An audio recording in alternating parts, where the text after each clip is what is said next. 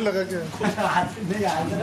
मैं चाहता हूँ कि आप उन्हें जाके जोर से कस के जाके गले लगाएं और उन्हें थैंक यू करें for all that they do for you and to not take them for granted, because आपके जो पेरेंट्स हैं आपकी भलाई के लिए आपके बारे में चिंता करते हैं, तो जो कहते हैं उसे सुनिए, उसे समझिए, उन्हें नकारिए मत, don't take them for granted. कहीं ना कहीं they are the reason why you will become what you will become. So I humbly request all of you all जो आज देख रहे हैं, जाके मेरी तरफ से अपने मम्मियों को गले लगाइए और बस कुछ बोलने की जरूरत नहीं, बस गले लगा देना, वो खुद ना खुद समझ जाएंगी।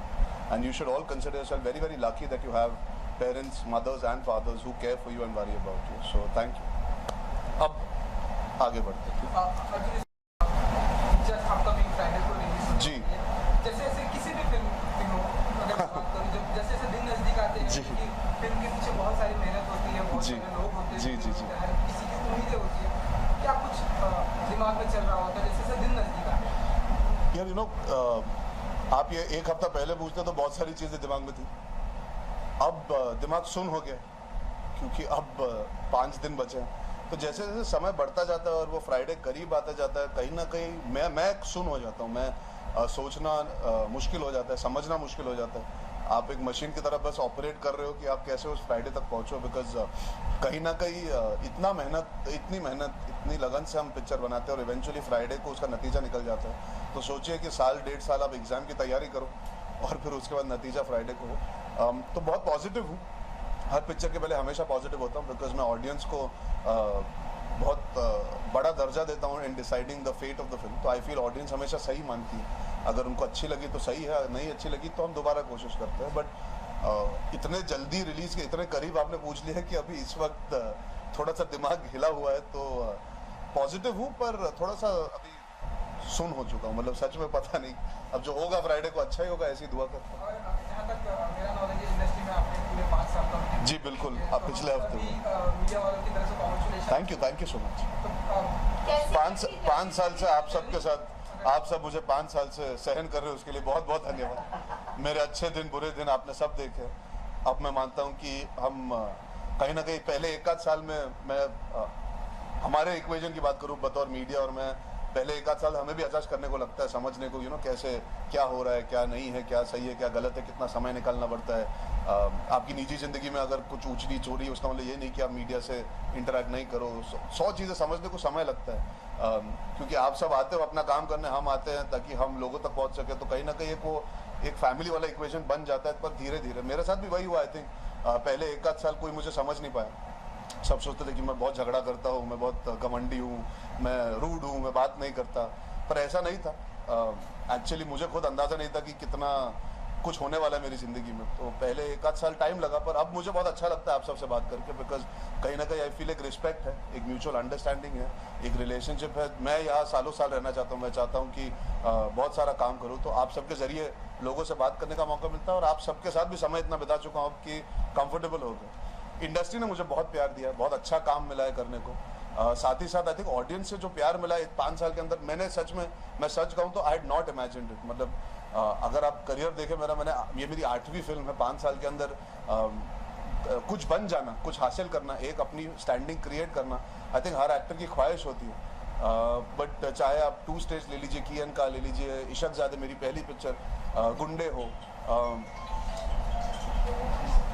चाहे जब मैंने टीवी किया, जब हम स्टेज शोज करते हैं, हर सिचुएशन में मुझे प्यार ही प्यार मिला है। जब भी ट्रैवल करता हूँ तो आज भी लोग आके कहते हैं, अरे यार तुमने जो इंटरव्यू दिया बहुत अच्छा लगा, या तुमने वो जो पिक्चर में काम किया बहुत अच्छा लगा, तुमने जो शो होस्ट किया वो अच्छा लगा, और अनजान लोगों से प्यार मिला है। वो आई थिंक सबसे बड़ी चीज़ होती है for an actor. That's the biggest compliment when somebody doesn't know you and they make that effort to come and tell you something nice. So that love of the audience in 5 years that I've received, I never anticipated. Of course, बहुत अच्छे लोगों के साथ काम करने का मौका भी मिला यार। I think I'm very very fortunate. I think amongst even my generation, the co-stars I've worked with so many fantastic actors. Whether it is Rishi Kapoor, Irfan Khan, Manoj Bajpayee, Priyanka, Deepika, Alia, Sonakshi. There have been so many amazing co-actors. Kareena, I've had a chance to work with Amit ji. अभी अनिल चाचू के साथ काम करने का मौका मिला है. So many amazing technicians. So Hindustan में आई थिंक लोग होंगे इतनी बड़ी पॉपुलेशन में जिनमें हाथ गिन के लोगों को मौका मिलता है, मतलब आप उंगलियों पे गिन सकते हो जो मौका मिलता है। तो मैं बहुत शुक्रगुजार हूँ कि ये मौका मिला है, and I keep working hard because I feel I owe it to the profession. I don't take it for granted because like I said, there will be so many people who are watching who would want to be in my place. तो बिल्कुल मेरे पे निर्भर है कि मैं कितनी मेहनत करके इसे आगे ले जा सकता हूँ. So I'm emotional about the fact that I have survived 5 years, पर मैं चाहता हूँ कि ये 5-10 में बदले, 10-15 में बदले और वो चलते जाए because I love what I do. I genuinely love being an actor. I love being in this profession. और एक्चुअली सच बात ये मुझे और कुछ आता नहीं है, तो थोड़ा अटक जाऊंगा. इसीलिए लोग भी आपको इतना प्यार करते हैं. अच्छा, कहीं ना कहीं अगर हाफ गर्लफ्रेंड की बात करें तो जी, जी. आपको लगता है कि जैसे कॉलेज में होता है, आम लाइफ में भी होता है कि हाँ यार, मैं तो कॉलेज गया नहीं तो आम लाइफ में भी होता है कि लोग क्रश बोलते हैं, जी, जी, जी. अट्रैक्शन बोलते हैं. अब जी. उसको एक नाम मिल चुका है कि अगर किसी को दोस्ती के ऊपर का रिश्ता और प्यार से थोड़ा कम हो, जी. उसको एक नाम मिल जाएगा हाफ गर्लफ्रेंड का.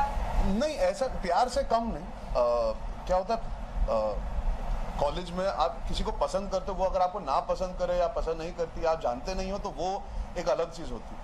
अगर आप किसी को जान लेते हो, किसी के साथ एक रिलेशनशिप, एक इक्वेशन, एक दोस्ती से ज़्यादा बात चल जाती है, कहीं ना कहीं वो भी आपको पसंद करते हैं या करती है, उसके बावजूद वो रिश्ता अधूरा रह जाता है बिकॉज कॉलेज खत्म हो जाता है, आपको नौकरी मिल जाती है या उनकी कोई पुरानी रिलेशनशिप थी जिसकी वजह से उनको कमिटमेंट का इशू है, या सैकड़ों रीजंस होते हैं.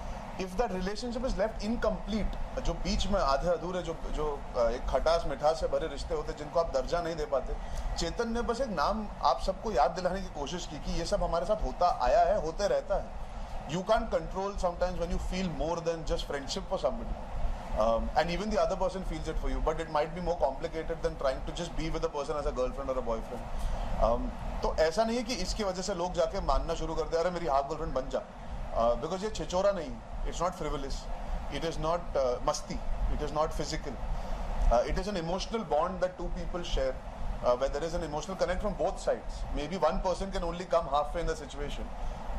But it's not something that you can just go and ask a girl or a guy कि half girlfriend बन जा, half boyfriend बन जा. It's not like that. And I'm hoping picture देखे, अगर आप ट्रेलर देखें तो आप देखें कि जो माधव झा का किरदार है वो पूरी शिद्दत से मोहब्बत करता है और उसका वही है कि ठीक है तुम आधे रास्ते आ सकती हो, कोई बात नहीं, मैं पूरा निभाऊंगा.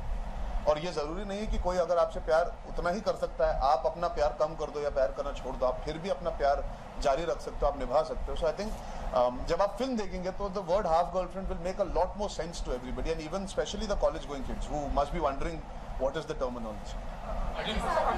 जब आपने